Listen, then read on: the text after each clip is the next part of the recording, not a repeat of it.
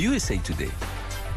Grâce à tous nos experts, en Europe, en France et aux États-Unis, à New York, on rejoint sur place Grégory Volokin, le président de Mescart Financial Services. Bonjour Grégory, on va peut-être démarrer Grégory par les statistiques du jour et notamment l'ISM manufacturier du mois de novembre qui vient d'être publié tout chaud. Qu'est-ce qu'il faut retenir de cet indicateur ? Deux choses. On peut d'abord retenir qu'il est légèrement en baisse par rapport au mois d'octobre et que donc il arrive un peu en dessous des estimations. Il est au-dessus de 57. Mais l'autre chose qu'il faut retenir, c'est étant au-dessus de 57, cet ISM du secteur manufacturier reste à des niveaux très très élevé. Et quand on regarde à l'intérieur de l'indice, par exemple, les nouvelles commandes, les nouvelles ventes, c'est des niveaux de 60.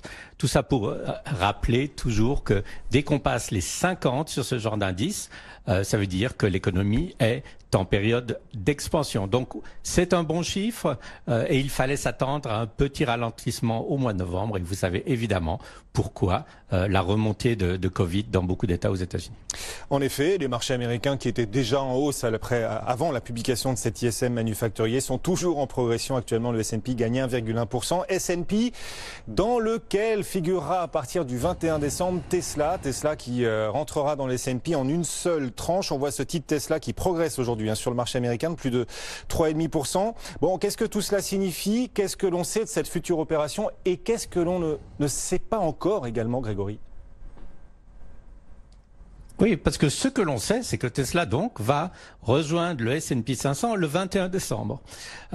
Des calculs évidemment ont été faits, puisque le S&P 500 est un des principaux indices au monde, et qu'il y a beaucoup de fonds indiciels qui tout simplement ne font qu'une chose, de répliquer ce SP 500. Donc les fonds indiciels n'ont pas le choix. Ils vont devoir acheter l'action Tesla le 21. En principe, ce qu'ils font, c'est d'acheter la veille au soir. Comme ça, ils sont dans l'indice le premier jour où le titre traite et ça leur permet de rester en train de coller d'une certaine façon à l'indice. Ok, ça fait à peu près 60 milliards à 70 milliards de dollars qui vont être achetés par ces fonds indiciels. 3 à 4 jours de trading actuel. C'est une chose, ça on le sait. Qu'est-ce qu'on sait d'autre? On sait que Tesla va être entre 8, 9 ou 10e, en 9e ou 10e position dans le SP 500, donc va se retrouver par exemple, très certainement, par exemple, je dis, certainement on ne le sait jamais, mais entre un JP Morgan, un Home Depot, un Visa, devant un Berkshire Hathaway de Warren Buffett. Donc ça montre l'importance de ce Tesla qui va faire 1% du SP 500. Mais maintenant, ce qu'on ne sait pas, et c'est là que ça devient très intéressant, c'est que il y a évidemment les fonds indiciels, mais il y a tous les autres. Et tous les autres ont aussi le SP 500 comme indice de référence. Et une petite enquête a été faite par Goldman Sachs ces derniers jours. Ils ont demandé à leurs gros clients gérants qui ont des fonds, non pas indiciels, mais des fonds qui utilisent le SP 500 comme indice de référence, avez-vous déjà Tesla en portefeuille? Patatras, la réponse, 83% des gérants n'avaient pas de Tesla en portefeuille. Alors évidemment, vous avez beaucoup de bears, des gens qui ont dit Tesla, c'est beaucoup trop cher, ça va jamais continuer à monter. Beaucoup de gérants n'y croient pas. Sauf que la question maintenant, elle est très différente. Si vous avez été négatif sur Tesla quand l'action n'était pas dans votre indice de référence, bah, ok, c'est un pari. Sauf que maintenant, si l'indice de référence a du Tesla et que vous êtes négatif, ça vous assure de la sous-performance. Donc ce que je dis, c'est que oui, d'un côté, les indices indiciels vont acheter beaucoup de Tesla, mais de l'autre côté, et ça on ne sait pas le chiffre, c'est tous les gérants qui veulent rester assez près de leur indice de référence. Je dis on ne sait pas le chiffre, mais on peut estimer aussi entre 60 milliards, 70 milliards de dollars d'achat. Donc au total, en fait, vous avez deux acheteurs très très différents, ceux qui sont obligés et ceux qui sont pas obligés, mais ceux qui sont pas obligés d'une certaine façon, même s'ils sont négatifs, par exemple sur la valorisation de Tesla, n'ont plus tellement le choix. Donc d'une certaine façon, on va forcer les bears à acheter du Tesla.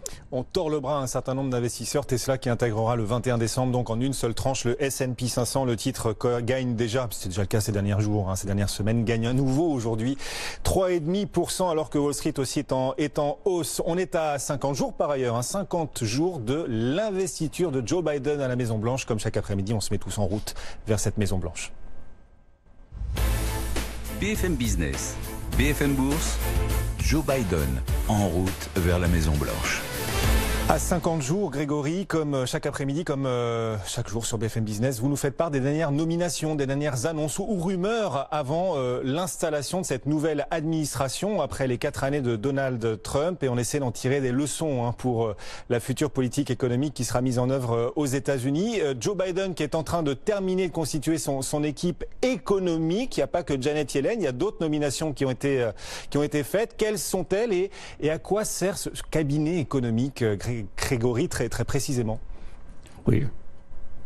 Oui, en fait, il y a 2 équipes à la Maison-Blanche. Il y en a une qui s'appelle le National Economic Council et l'autre, le Council of Economic Advisors. Tout ça, ça semble un peu bizarre, sauf que ces 2 équipes, l'une coordonne l'économie et tous les problèmes économiques et tous les budgets et tous les programmes entre toutes les administrations. C'est le National Economic Council, qui a été nommé à la tête de ce National Economic Council, quelqu'un de très respecté, une fois de plus, dénommé Brian Deese, qui a été très souvent déjà dans des équipes ministérielles, entre guillemets. Mais en fait, Brian Deese, il était le responsable des investissements durables chez BlackRock. Donc ça montre quand même le positionnement d'une des forces économiques de la Maison-Blanche vers certaines décisions potentielles économiques extrêmement importantes. Et le Conseil des Economic Advisors, aussi très intéressant, avec une Madame Rose, eux, alors tout simplement, c'est eux qui proposent au président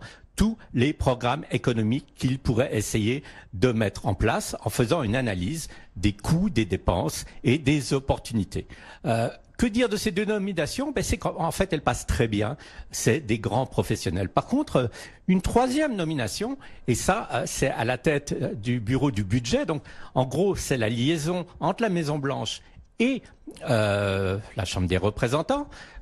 Ça passe mal. Alors pourquoi? C'est une dame qui s'appelle Neera Tanden. Elle est d'origine indienne-américaine, remarquable, professeure dans les plus grandes universités, économiste, sauf que elle est aussi, je dirais, assez politisée. Elle a beaucoup utilisé son compte Twitter et pendant la campagne électorale, par exemple, d'abord, durant les primaires, elle a énormément critiqué Sanders, donc elle s'est pas vraiment fait des amis à gauche. Et puis après, alors, elle est tombée, je dirais, à bras raccourcis sur la plupart des républicains et notamment des sénateurs républicains en disant mais vous vous opposez à tous nos plans de relance potentiels. Pourquoi c'est important? C'est parce que en fait, les gens dont on parle et surtout elle doit être nommée par le Sénat, c'est-à-dire que le Sénat doit voter pour elle pour la confirmer. Or, là, les républicains qui se sont fait, entre guillemets, insulter, ce qui n'est pas vrai, évidemment, parce que si on parle d'insultes, Donald Trump a utilisé Twitter beaucoup plus méchamment depuis 4 ans, donc elle a exprimé ses opinions, mais enfin bon, ok, elle a attaqué ses sénateurs qui maintenant doivent voter pour elle. Donc c'est peut-être la première nomination où déjà on dit, il y aura peut-être vraiment là un problème pour que Madame Tanden puisse passer le Sénat. Qu'est-ce qu'on en retient au total de cette équipe? En fait, c'est une équipe qui est proche, je dirais, du centre-gauche du parti, qui a des opinions très fortes sur le salaire minimal, donc évidemment hausse des salaires minimaux, qui a une opinion très forte sur le budget et sur le déficit, dans le sens qu'ils sont pour les déficits, pour stimuler la croissance. C'est aussi des gens qui, pour la plupart, pensent que l'éducation est extrêmement importante au niveau des perspectives économiques et surtout au niveau de l'égalité des chances aux États-Unis. On ne peut vraiment pas dire le contraire. Donc, c'est des gens qui sont évidemment politiquement engagés, économiquement engagés, de centre-gauche, mais aussi, on peut dire, une équipe très professionnelle et très pragmatique qui, une fois de plus, comme Janet Yellen l'avait été, cette équipe est bien reçue dans son ensemble par Wall Street et par les commentateurs économiques. Et on la verra à l'œuvre à partir donc du 20 janvier, dans 50 jours, l'investiture de Joe Biden. Chaque jour, chaque après-midi, d'ici là sur BFM Business, on se met en route vers la Maison-Blanche. C'est le rendez-vous que vous nous proposez quotidiennement. Grégory Volokin.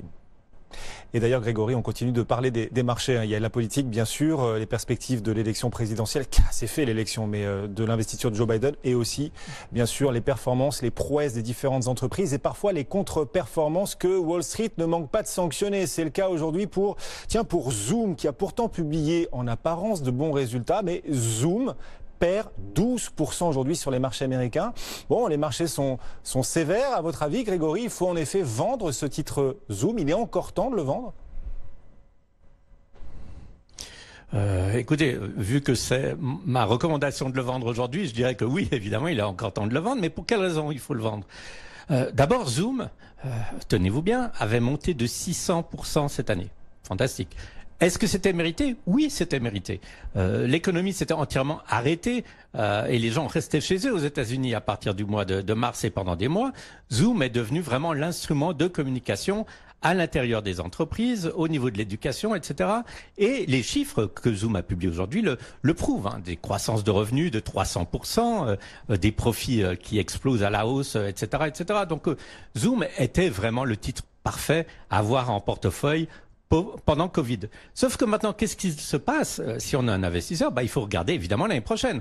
Or, l'année prochaine, si on croit que l'économie va continuer à souffrir de Covid, évidemment, il faut garder Zoom en portefeuille, mais à ce moment-là, il n'y a plus grand-chose qu'on puisse garder. Par exemple, tous les titres d'énergie qui ont été achetés ces derniers jours, on ne peut plus les avoir. Ce qu'il faut se dire, c'est que Zoom, en fait, en soi, et même sans Covid, a quand même certains problèmes. Quel est le premier problème? La compétition. Vous avez par exemple Microsoft avec leur produit de software qui s'appelle le Teams. Et puis le deuxième problème, c'est que Zoom est de plus en plus utilisé évidemment par les écoles et par les enseignants, sauf que petit à petit, aux États-Unis aussi, toutes les écoles rouvrent. Ça ne veut pas dire que Zoom va disparaître, mais ça veut dire que cet enthousiasme qui avait fait monter le titre de 5 à 600% pendant l'année, lui, risque de vraiment disparaître. Zoom va rester une excellente compagnie. Il fallait la découvrir à un certain moment. C'était sûrement tôt au moment de Covid. Maintenant, je dirais, c'est trop tard pour l'avoir comme investissement. Par contre, c'est pas du tout trop tard pour l'utiliser. Et ça, c'est vérifié par les chiffres qu'il publie aujourd'hui. Il n'est pas trop tard pour vendre ce titre qui perd déjà 12%. C'est votre recommandation donc aujourd'hui avec toujours cet horizon d'investissement moyen-long terme pour ceux qui nous écoutent et nous regardent sur BFM Business. Grégory Volokin, chaque après-midi depuis Manhattan, en direct, le président de Mescart Financial Services. Merci Grégory et à demain. Les marchés américains sont toujours en hausse, comme le CAC 40 encore en progression. Première séance du mois de décembre qui se passe vraiment très bien partout. On gagne 1% à la Bourse de Paris, 5576 points. BFM Bourse.